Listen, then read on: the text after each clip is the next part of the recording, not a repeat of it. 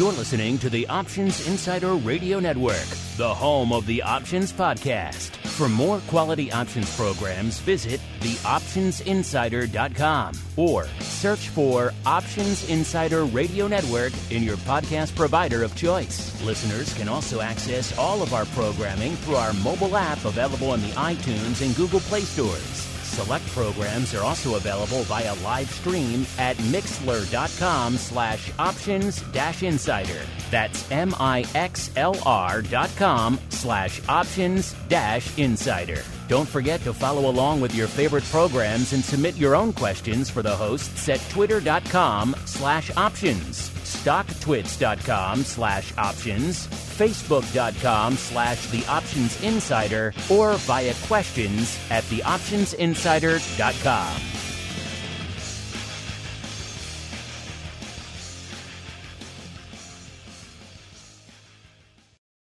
Welcome to the Options Playbook, the program where we break down cutting-edge option strategies and explain how you can incorporate them into your own portfolio. Whether you're looking to grow your capital with some offensive maneuvers or protect your investments with defensive plays, you can find them all in the Options Playbook.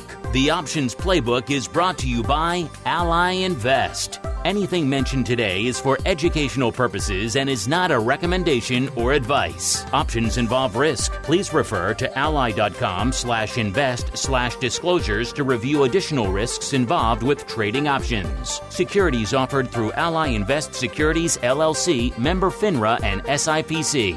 Now, let's open the playbook and get started.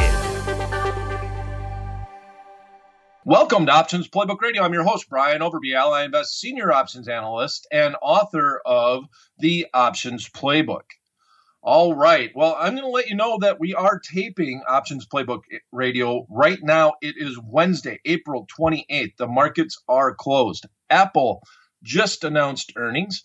So it's worth highlighting that because last week we looked at a back spread with calls in Apple.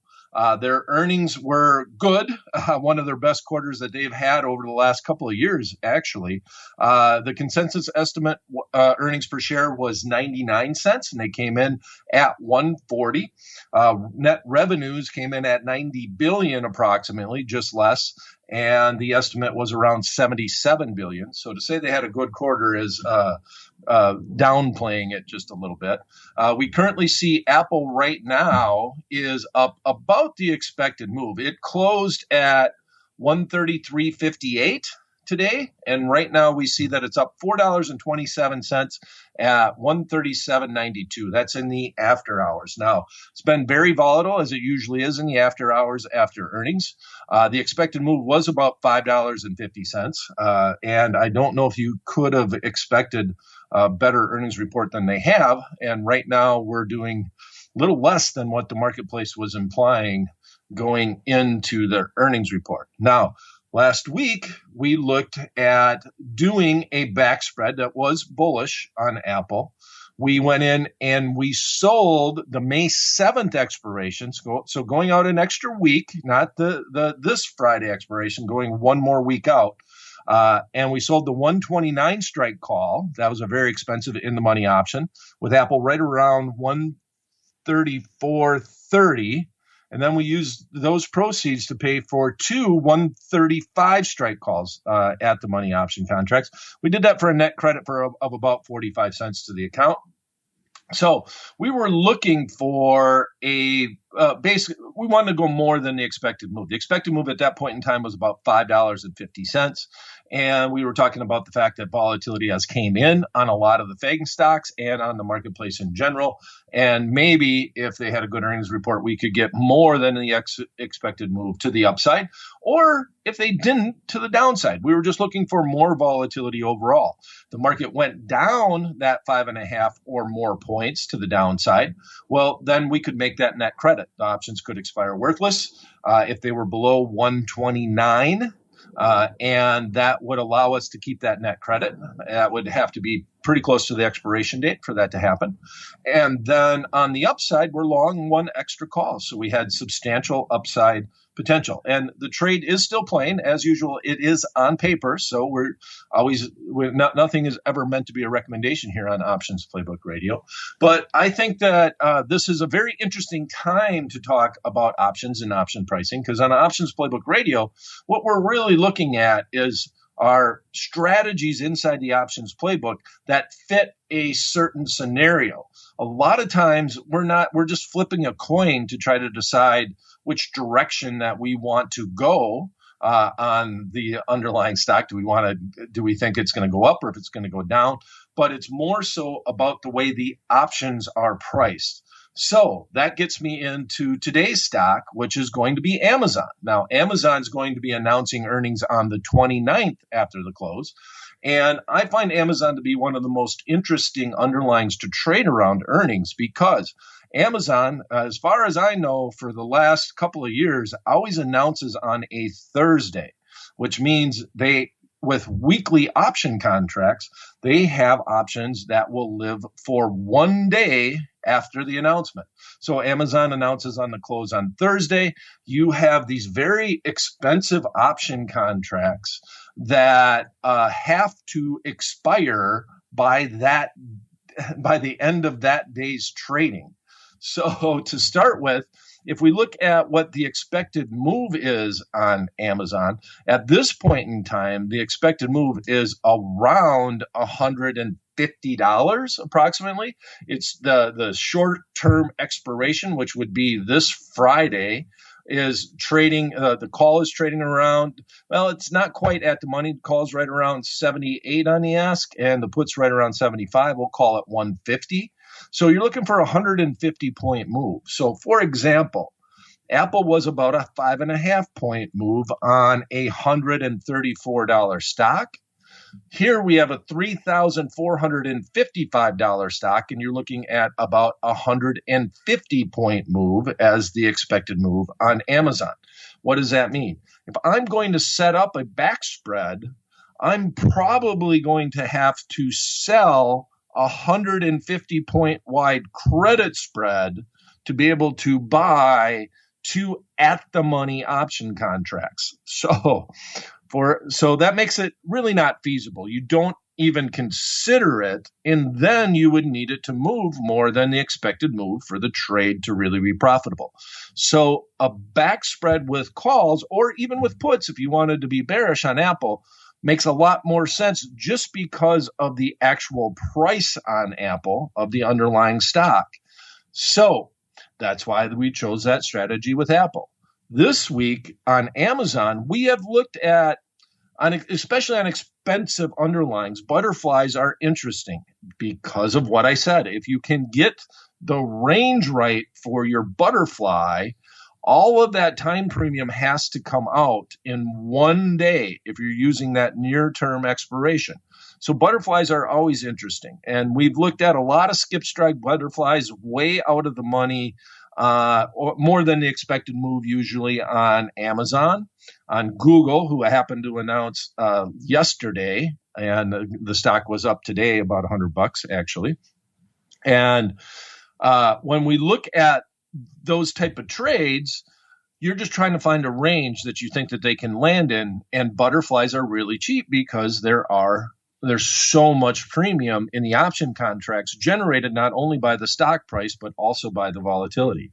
So today I'm going to change it up a little bit. I get accused of talking about butterflies too much here on Options Playbook Radio. So what I would look, a lot of times if I'm looking at an underlying that I think might go up. Let's see if the theme keeps going. Google was good. So far, it looks like Apple is good. We'll see where they're at the market close.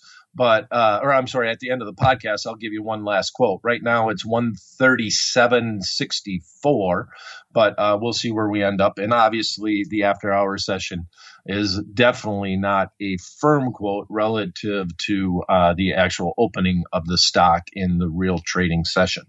Okay, so what are we going to do? We are going to look at a long call spread, and we're going to completely manage our risks by the strikes that we are using. 100% speculative.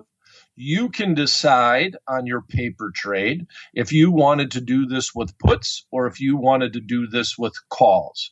The expected move is 150 points, so I really don't think the underlying stock is going to move very much. So we're going to deal with the at-the-money option contracts, and we're just looking for a 5-point move.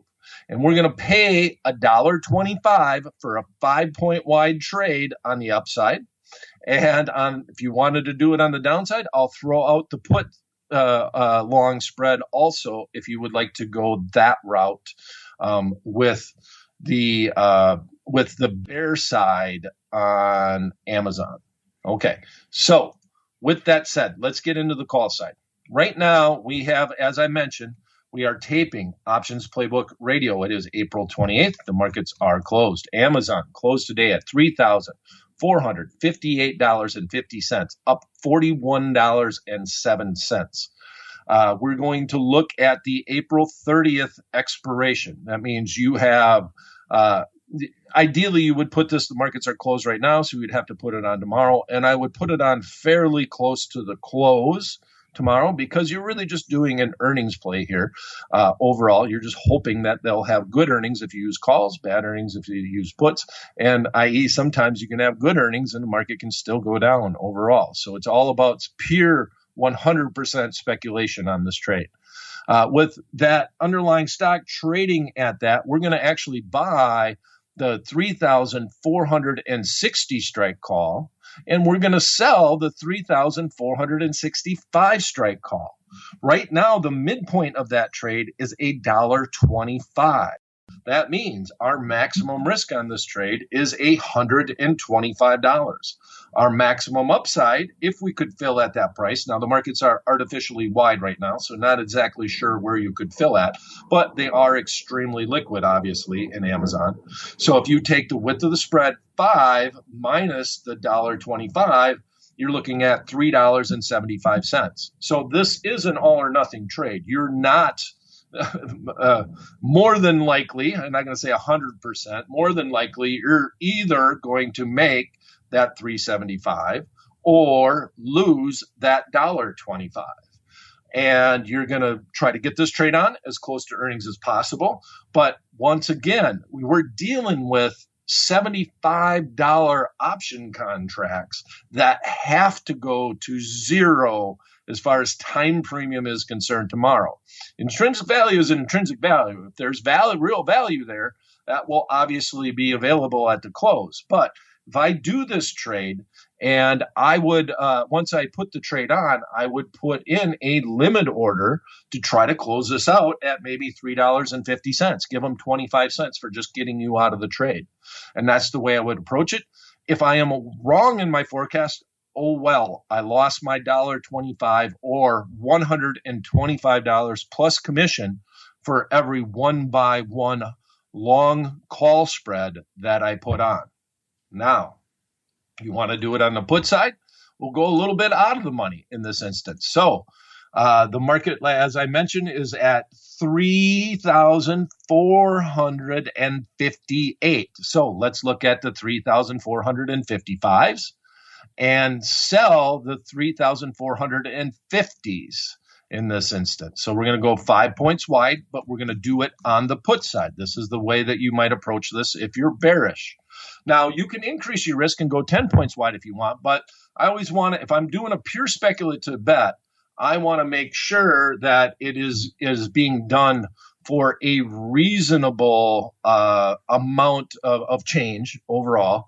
And in that, if I put this trade on, I want to be able to lose whatever I paid for it. And I'm going to this 100% speculation in this instance, and I'm going to lose whatever I can pay for that trade. So I'm actually going to move down to the 3,450. You know, if you're anywhere within that range, really, because we're not really expecting Amazon to move 4, 5, 10 points. We really do think that it's going to move at least 50 points in one direction. So you can almost pick any range that might be possible that you can get done within that that, let's say 20-point range of where that underlying stock is at. So if I just switched it up, we're at the 3,450, selling the 3,445. And the reason why we got to do this is there's a little bit of a skew to the downside. So I'm going to go a little bit further out of the money.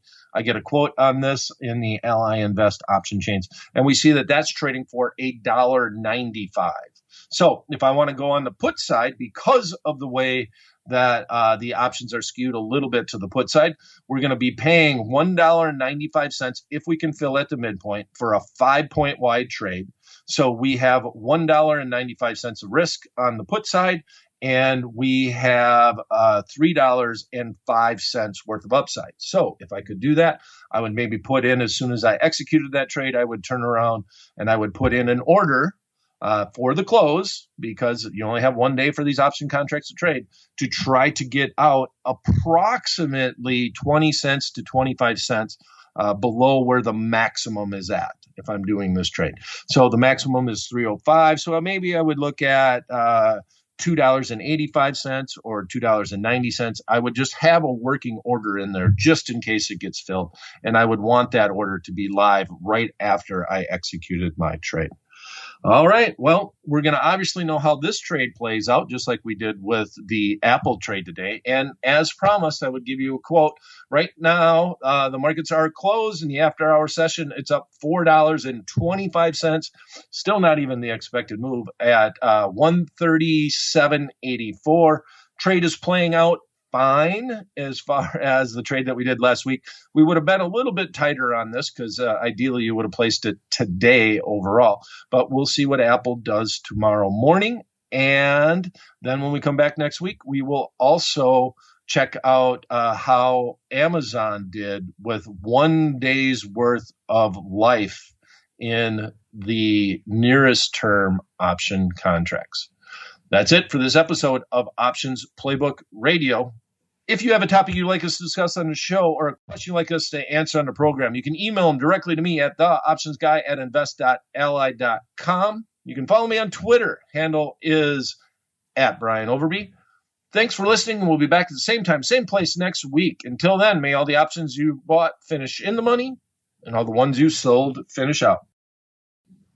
The Options Playbook is brought to you by Ally Invest. Anything mentioned today is for educational purposes and is not a recommendation or advice. Options involve risk. Please refer to ally.com/invest/disclosures to review additional risks involved with trading options. Securities offered through Ally Invest Securities, LLC, member FINRA and SIPC.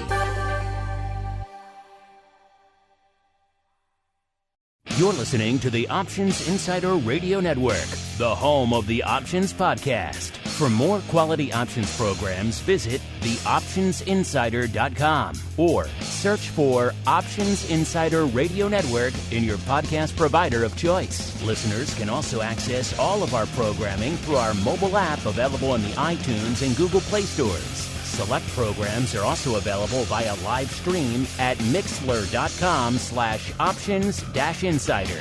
That's mixlr.com/options-insider. Don't forget to follow along with your favorite programs and submit your own questions for the hosts at twitter.com/options, stocktwits.com/options, facebook.com/theoptionsinsider, or via questions at theoptionsinsider.com.